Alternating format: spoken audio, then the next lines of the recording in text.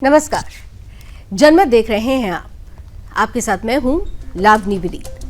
जनमत यानी वो मंच जहां पर हम और आप मिलकर करते हैं उन खबरों की बात जो सीधे आपसे सरोकार रखती है, जो सीधे देश से सरोकार रखती है। और जब हम देश से सरोकार रखने वाली खबरों की बात करते हैं तो उसमें छिपी होती है राष्ट्र सर्वोपरि की भावना। तो इसी राष्ट्र सर्वोपरि की भावना के साथ आज जिस पहली खबर की चर्चा मैं जनमत में करने वाली हूं वो इस मायने में बेहद विशेष हो जाती है कि एक तरफ हमारे देश में लोकतांत्रिक व्यवस्था को मजबूत करने के लिए तमाम व्यवस्थाएं हैं, लेकिन एक तरफ वो मुल्क है जहां पर लोकतंत्र सिर्फ कहने को है, लेकिन तस्वीर उससे बिल्कुल अलग है। राष्ट्र की सुरक्षा और मानवता के अधिकारों के पक्ष में एक ऐसी सच्चाई आज हम आपको दिखाने वाले हैं जिसे दुनिया की आंखें मूंदने की लाख कोशिशों के बावजूद अब दबाया नहीं जा सकता है। हम इस कहानी को आगे बढ़ाएं उससे पहले आपको गृह मंत्री अमित शाह का एक बयान सुनाना चाहते हैं। वो बयान जिसमें गर्जना है। सदन में दिए गए इस बयान में कुछ ऐसा कहा था जिसकी गूंज सीमा पार तक गई, वहां तक गई जहां पर इस वक्त लोकतंत्र के नाम पर किस तरह से लोकतांत्रिक मर्यादाओं का हनन किया जा रहा है। हम बात पीओजेके की कर रहे हैं, वही पीओजेके जिसे भारत के उस हिस्से तक हम वहां तक आवाज ये पहुंचाने वाले हैं जिसे पाकिस्तान ने दशकों पहले हथिया लिया था। हम आज की कहानी, वहां की तस्वीरें आपके बीच रखें उससे पहले अमित शाह की वो गर्जना जो सदन के अंदर सुनाई दी लेकिन आवाज पहुंची पाकिस्तान तक। बयान सुनिए। बात कश्मीर आपने दिया था, मगर लेने का काम भारतीय जनता पार्टी की सरकार ही करेगी।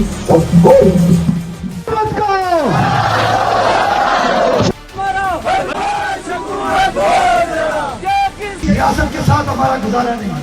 ये रियासत है ही नहीं, है ही नहीं। ये बदमाशों का खत है, बदमाश है, मंशरात फरोश है, डकैत है। जितने डकैत हैं उन सबके पीछे पाकिस्तान नामी रियासत में ला इलाहा इल्लल्लाह मुहम्मद रसूलुल्लाह। लोगों, कलमा करके आपको ये बात कहता हूँ, पाकिस्तान नामी रियासत में जितने मंशरात फरोश है उनमें 99% के पीछे पाकिस्तान के फौजी है। तो सुना आपने, बात निकली तो दूर तलक गई। इधर अमित शाह ने स्थिति को स्पष्ट किया और बता दिया कि जो हमारा था वो हमारा ही रहेगा और अगर किसी ने उसे जबरदस्ती छीना है तो वापस हम उसे लेना जानते हैं। ये वही बात थी जिसने पीओजेके के अंदर धधक रही उस आग को आज एक बार फिर से दुनिया के सामने किया है। आज पीओजेके की धरती सुलग रही है। वहां की जनता जो दशकों से पाकिस्तानी हुक्मरानों के अत्याचार, आर्थिक शोषण और दोयम दर्जे के नागरिक जीवन को झेलने के लिए मजबूर थी, अब वही जनता खुलकर बगावत पर उतर आई है।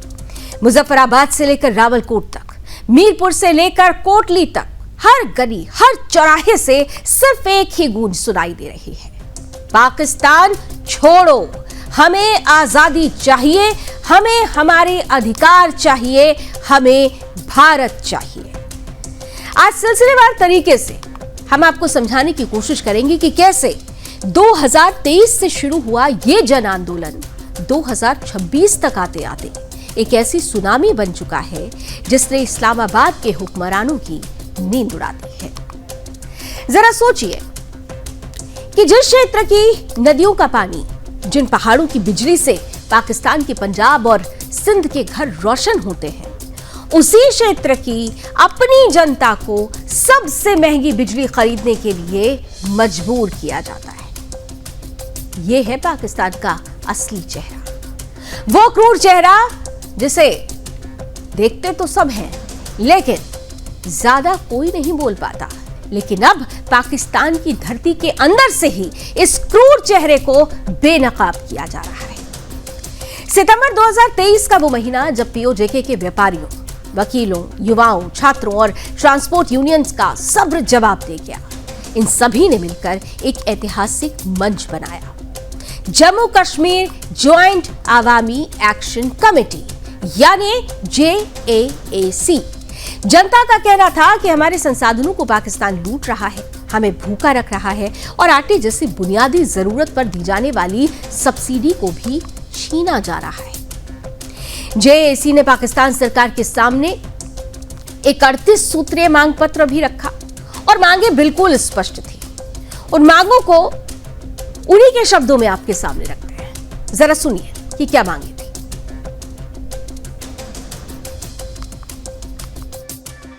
अक़वाम मुत्तहिदा के चार्टर के मुताबिक ये इस पर क़रारदादें मौजूद हैं और उन क़रारदादों की मौजूदगी में ये एक डिस्प्यूटेड टेरिटरी है, ये एक मुतनाज़ा इलाका है, लेकिन ये मुतनाज़ा नहीं है, ये मकबूजा इलाका है, ये मकबूजा इलाका, इस पर कब्जा है, इस पर जबरी कब्जा है।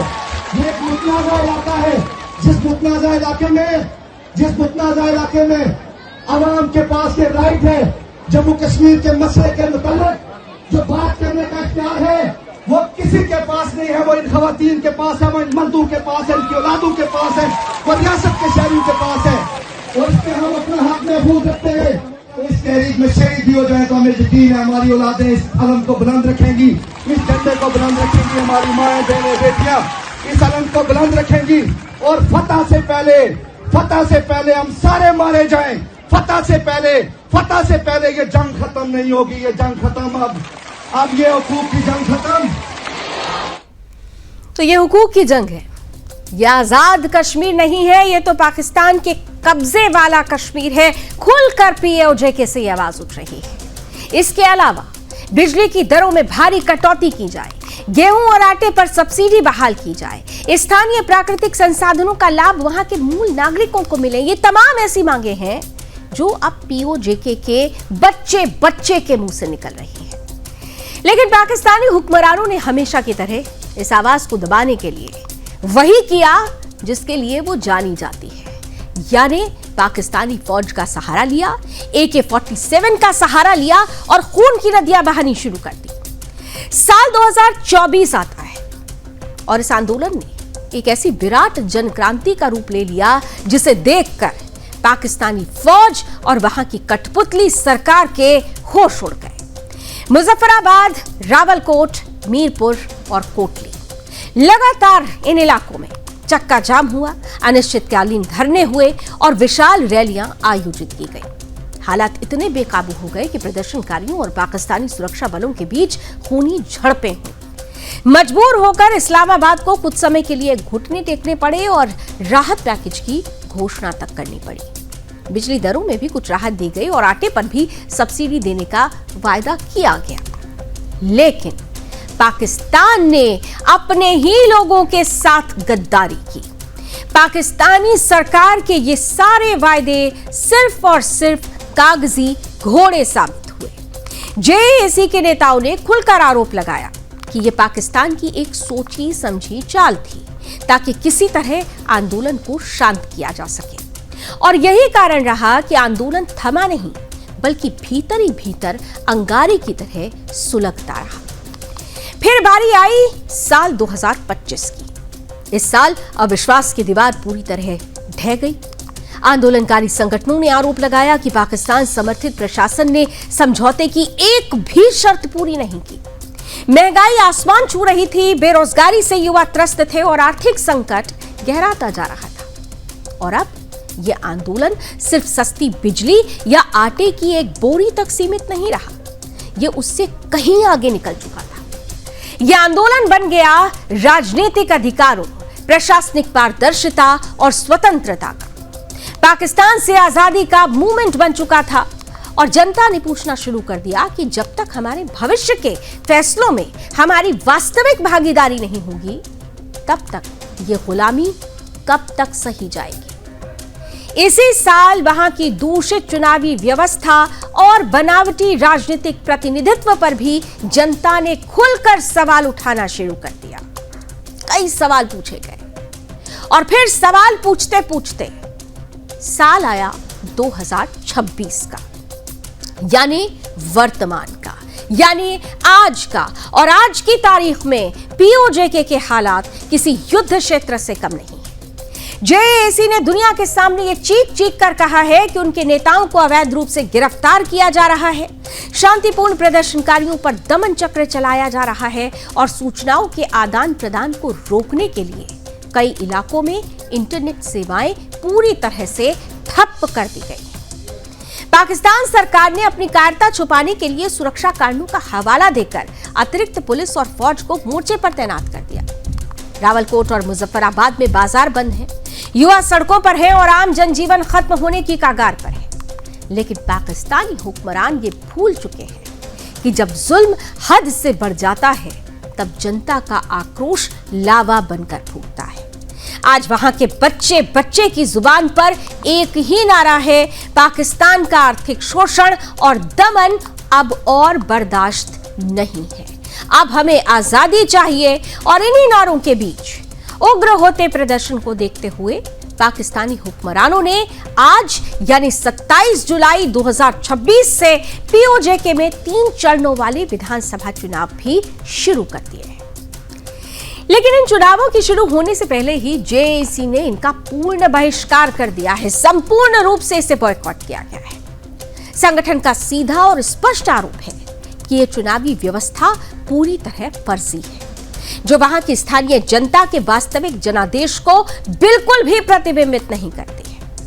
विधानसभा की आरक्षित सीटों के नाम पर जो ढोंग रचा जाता है उसके खिलाफ भी जनता में भारी रोष है। दूसरी तरफ पाकिस्तानी सरकार हमेशा की तरह अपनी नाकामी छुपाने के लिए यह रटा रटाया बयान दे रही है कि चुनाव संविधान और कानून के अनुसार कराए जा रहे हैं। संविधान, जो देश संविधान के मायने न समझता हो, जो देश लोकतंत्र की परिभाषा को न जानता हो, उससे संविधान और लोकतंत्र की मर्यादा के पालन करने की उम्मीद कैसे की जा सकती है? किस कानून की बात कर रहा है पाकिस्तान, जहां जनता गोलियों की गड़गड़ाहट के बीच जीने को मजबूर है? वहां चुनाव नहीं, केवल सत्ता की पैशाचिक लीला चल रही है। जब पाकिस्तान के भीतर ही न्याय की उम्मीद खत्म हो गई, तब जेएसी और अन्य प्रदर्शनकारी संगठनों ने संयुक्त राष्ट्र मानवाधिकार परिषद यानी यूएन, यूएनएचआरसी और इस्लामिक सहयोग संगठन ओआईसी को भी औपचारिक पत्र भेजकर तत्काल हस्तक्षेप की गुहार लगाई है।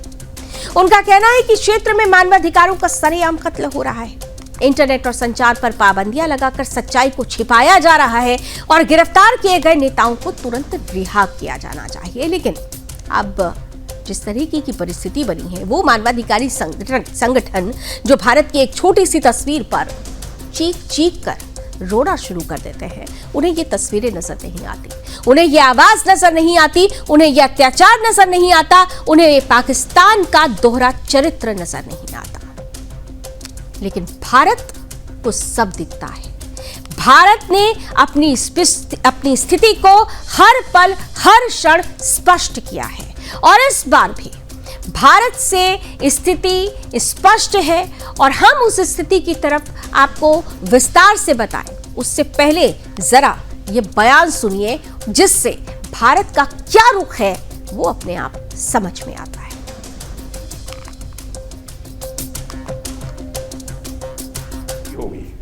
और अगर बात होगी तो सिर्फ पीओके पर ही बात होगी, जो कि भारत का हिस्सा है, जिस पर पाकिस्तान ने अवैध तरीके से कब्जा किया था। पाकिस्तान ऑक्यूपाइड कश्मीर है, ये भारत सरकार की नीति रही है सन 48 से कि ये इलीगल है, गलत है, बिल्कुल गैर कानूनी है, एकदम हर अंतर्राष्ट्रीय नॉर्म के खिलाफ है। कश्मीर हमसे जुड़ा था, वहां के महाराजा ने दस्तखत कर कर कश्मीर को, जम्मू कश्मीर को देश के साथ जोड़ा था और जबरदस्ती पाकिस्तान ने उसको हथियाया और हर हिंदुस्तानी चाहता है कि पाकिस्तानी ऑक्यूपाइड कश्मीर जो है देश का हिस्सा बने। मैं आपको इससे आगे बढ़कर कहना चाहता हूं कि वो खुद पीओके देने वाला है, अभी ज्यादा नहीं है, मतलब है कि दूर नहीं है। पीओके का जितने भी अवाम है ना, वो मैं आपको बताता हूं कि वो दुखी हो रखे हैं और दे विल सपोर्ट इंडिया अगर हम वहां पर वो करें तो सुना आपने, भारत का रुख हमेशा से ही दूध की तरह साफ रहा है। नई दिल्ली ने बार बार और स्पष्ट शब्दों में दुनिया को बताया है कि पीओजेके भारत का अभिन्न और अविभाज्य अंग था, है और हमेशा रहेगा। चाहे सत्ता हो या फिर विपक्ष, भारत का बच्चा बच्चा जानता है कि कश्मीर भारत का है। और यही बात भारत के विदेश मंत्रालय ने हालिया घटनाक्रम पर कड़े शब्दों में कही कि पीओजेके में आज जो जन आक्रोश दिखाई दे रहा है वो पाकिस्तान की दमनकारी नीतियों, कुशासन और दशकों से चले आ रहे आर्थिक और प्रशासनिक शोषण का स्वाभाविक परिणाम है। भारत ने दो टूक शब्दों में यह भी चेताया है कि पाकिस्तान को वहां के नागरिकों के बुनियादी अधिकारों का सम्मान करना होगा। पीओजेके का यह संघर्ष अब केवल कुछ इलाकों का स्थानीय मुद्दा नहीं रह गया है। यह आर्थिक असंतोष, राजनीतिक स्वाभिमान, नागरिक स्वतंत्रता और क्षेत्रीय कूटनीति का वो ज्वलंत विषय बन चुका है जिस पर आज पूरी दुनिया और विशेषकर दक्षिण एशिया की निगाहें टिकी हुई हैं। भले ही पाकिस्तान सरकार अपनी बर्बरता और सुरक्षा बलों के दम पर इस आवाज को दबाने की लाख कोशिशें कर ले, लेकिन इतिहास साक्षी है कि जब लोग जाग जाते हैं तो बड़े बड़े तानाशाहों के सिंहासन हिल जाते हैं। आने वाले दिनों में यह देखना बेहद दिलचस्प और निर्णायक होगा कि क्या पाकिस्तान की यह तानाशाही हुकूमत घुटने टेकती है या फिर पीओजेके की यह जन क्रांति एक ऐसा बवंडर बनेगी जो पाकिस्तान को कई टुकड़ों में दोबारा बांट देगी।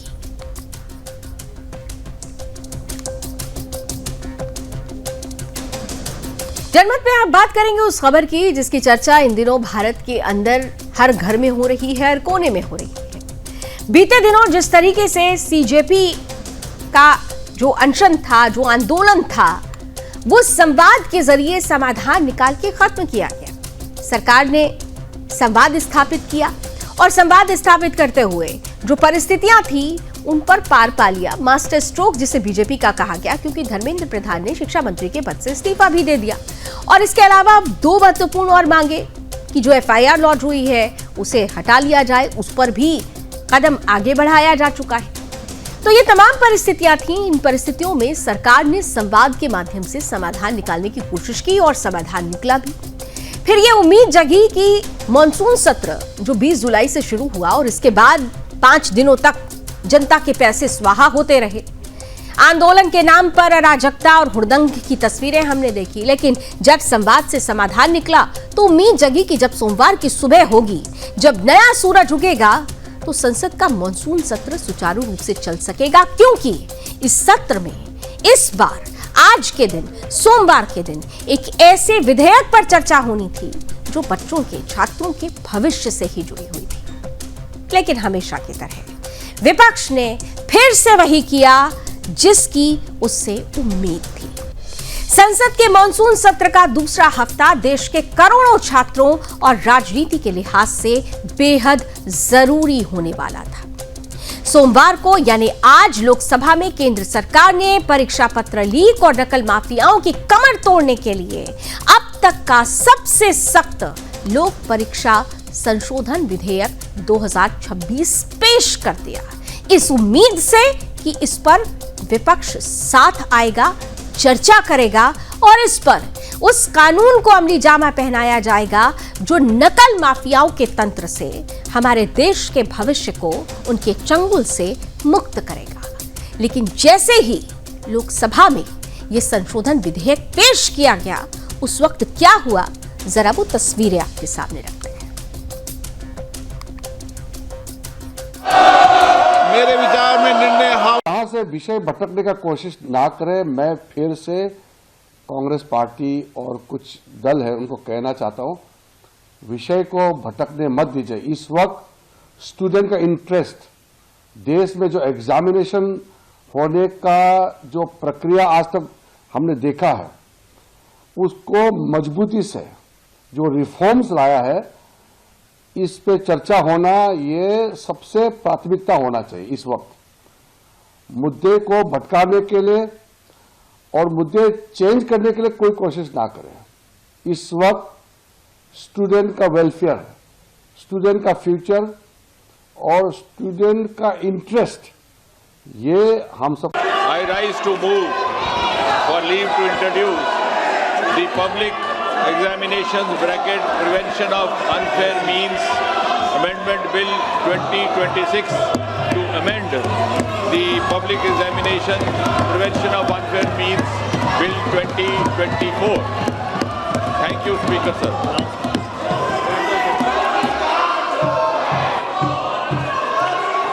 आप इस पर विरोध करना चाहते हैं? इस विषय पर बोलना चाहते हैं? सोगत राय जी, एन.के. प्रेमचंदन जी, मनीष तिवारी जी, मणिकम टेगोर जी, विजय कुमार के काव्या, मान्य सदस्यगण, जो भी मान्य सदस्य इस विधेयक पर बोलना चाहते हैं? प्रश्न ये कि विधेयक को पुरस्तापित करने की अनुमति प्रदान की जाए। जो सदस्य इसके पक्ष में हाँ गए, जो सदस्य विरोध में ना गए, मेरे विचार में निर्णय हाँ वालों के पक्ष में अनुमति प्रदान की जाती है। माननीय मंत्री जी, अब विधेयक पुरस्तापित करें। तो डॉक्टर जितेंद्र सिंह विधेयक सदन में रखते हैं। ये बहुत ही महत्वपूर्ण विधेयक था। ये छात्रों के भविष्य को सुरक्षित करने वाला विधेयक था। इस पर चर्चा होनी चाहिए थी, लेकिन आपने सुना कि डॉक्टर जितेंद्र सिंह बोलते रहे और सदन में विपक्षी पार्टियां हंगामा करती रही। विरोधी दलों के भारी हंगामे और नारेबाजी के चलते लोकसभा और राज्यसभा दोनों सदनों की कार्रवाई को बार बार स्थगित करना पड़ा। और जब बार बार ये परिस्थिति आई तो ये कोशिश की गई लोकसभा स्पीकर ओम बिरला की तरफ से। उन्होंने कहा कि हम इसके लिए अतिरिक्त समय भी देते हैं, 6 घंटे का समय ले लीजिए, लेकिन इस पर चर्चा कीजिए। सरकार से कहा गया, सरकार के प्रतिनिधियों से कहा गया कि वो विपक्ष के साथ मिलकर सहमति बनाए, लेकिन विपक्ष सहमति नहीं, विधायी चर्चा नहीं, विपक्ष तो सिर्फ हंगामा जा रहा था। संसद में हंगामा और राजनीतिक गतिरोध ये लगातार बने रहा। हंगामे, नारेबाजी और शोर शराबे से सराबोर सदन का ये नजारा सोमवार को उस वक्त दिखाई दिया जब प्रधानमंत्री कार्यालय के राज्य मंत्री डॉक्टर जितेंद्र सिंह ने लोकसभा में परीक्षा पत्र लीक रोकने से जुड़ा हुआ संशोधन विधेयक पेश किया। संसद के इस मॉनसून सत्र का पहला हफ्ता नीट परीक्षा पत्र लीक विवाद और छात्र आंदोलन के चलते बिना किसी सार्थक चर्चा के ही गुजर चुका था। लेकिन उम्मीद थी कि दूसरे हफ्ते की शुरुआत में देश के युवाओं के भविष्य से जुड़े इस विधेयक पर दोनों पक्षों के बीच रचनात्मक चर्चा होगी। लेकिन विधेयक पेश होते ही विरोधी दलों ने जो रुख अपनाया वो अपने आप में कई सवाल खड़े कर गया। लोकतंत्र में विरोध की एक खूबसूरती होती है, लेकिन वो खूबसूरती अगर सकारात्मक विधायी चर्चा की तरफ जाए, मुद्दों से सदन को ना भटकाए और सदन चलने दे, तो वो लोकतंत्र की मर्यादा कही जाती है। लेकिन वही परिस्थिति अगर हो हल्ले, हंगामे और शोर शराबे में बदल जाए और सदन की कार्रवाई को ना चलने दिया जाए, तो ये लोकतंत्र की मर्यादा तार तार करने वाला होता है।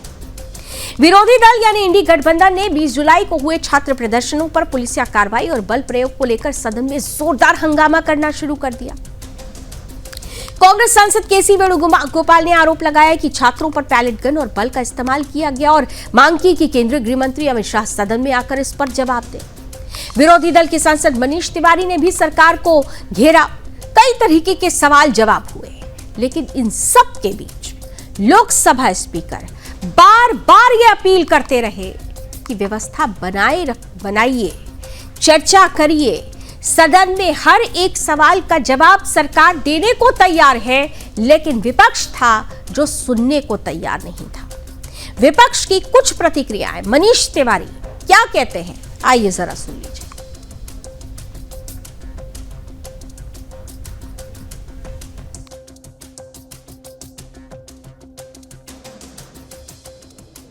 बुनियादी बात यह है कि निहत्थे और अहिंसात्मक प्रदर्शनकारियों के ऊपर क्या पैलेट गन्स और AK-47 का प्रयोग उचित है?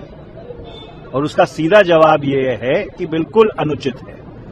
सुप्रीम कोर्ट का एक उच्चतम न्यायालय का फैसला है, उस फैसले में standard operating procedure lay down किया गया है कि जब भी कोई प्रदर्शन होता है, सबसे पहले आप यह ऐलान करते हैं कि 144 है, आप यहां से हट जाइए।